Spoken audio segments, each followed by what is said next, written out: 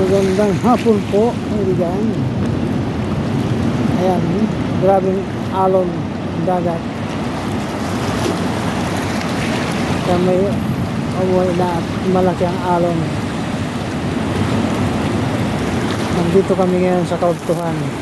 Nanguha ng tahong. Ayun. May isang unano doon. Malamig na.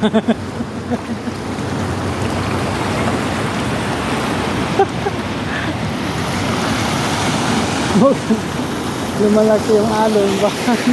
Uy.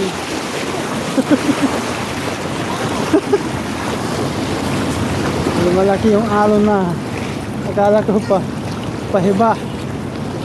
Humbas na, di pala. Pataob na yan. Ay. Lamig na rin.